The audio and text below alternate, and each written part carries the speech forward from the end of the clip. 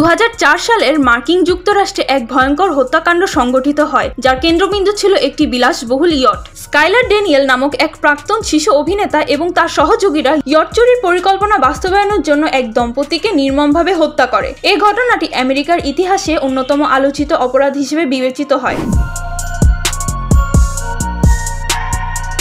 Skylar Daniel একসময় মাইটি morphine পাওয়ার rangers নামক জনপ্রিয় টিভি সিরিজে ছোটখাটো চরিত্র অভিনয় করেছিল। তবে পরবর্তী জীবনে আর্থিক সংকট ও অপরাধপ্রবণ মানসিকতার কারণে সে একসময় ভয়ঙ্কর অপরাধে লিপ্ত হয়। তার প্রধান লক্ষ্য ছিল টম ও জ্যাকি হক নামের এক দম্পতির বিলাসবহুল ইয়ট দখল করা। টম ও জ্যাকি হক ছিলেন সফল ব্যবসায়ী। তারা অবসর জীবন উপভোগ করার জন্য তাদের ইয়টটি বিক্রি করার পরিকল্পনা করছিলেন। তারা বিজ্ঞাপন দেওয়ার পর স্কাইলার ড্যানিয়েল ইয়টটি কেনার ভান করে তাদের সঙ্গে যোগাযোগ করে। 2004 সালের 15ই নভেম্বর স্কাইলার ড্যানিয়েল তার সহযোগী জন কেনেডি ও অ্যালেনজো ম্যাক্সওয়েল ইয়টটি দেখার জন্য টম ও জ্যাকি হকের সঙ্গে দেখা করে। তারা ইয়টের ভিতর প্রবেশ করার পর হঠাৎ করে দম্পতিকে আক্রমণ করে এবং তাদের হাত পা শক্ত করে বেঁধে ফেলে। এরপর তারা হক দম্পতিকে ইয়টের নিচের কেবিনে নিয়ে যায় এবং তাদেরকে তাদের সম্পত্তি হস্তান্তরের জন্য জোর করতে থাকে।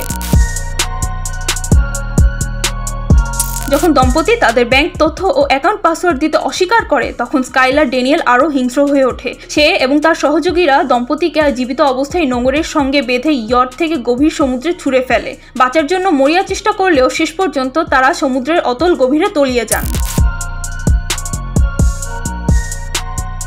এই হত্যাকাণ্ডের পর স্কাইলার ড্যানিয়েল হক দম্পতির সম্পত্তি বিক্রি ও ব্যাংক অ্যাকাউন্ট থেকে টাকা উত্তোলনের চেষ্টা করে, কিন্তু পুলিশ দ্রুতই এই রহস্যজনক নিখোঁজের তদন্ত শুরু করে এবং স্কাইলার ও তার সহযোগীদের সন্দেহভাজন হিসেবে চিহ্নিত করে। পুলিশি তদন্ত ও সাক্ষ্য প্রমাণের ভিত্তিতে 2005 সালে স্কাইলার ড্যানিয়েলকে গ্রেফতার করা হয়। তার স্ত্রী জেনিফার ড্যানিয়েল, যিনি পরিকল্পনার সঙ্গে যুক্ত ছিলেন, তাকেও গ্রেফতার করা হয়।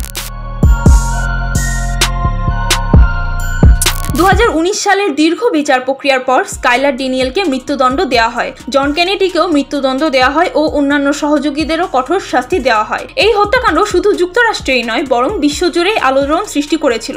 এটি দেখিয়েছে যে লোভ কতটা ভয়ঙ্কর হতে পারে এবং কিভাবে একজন মানুষ সম্পত্তির লোভে নৃশংস হত্যাকাণ্ড ঘটাতে পারে।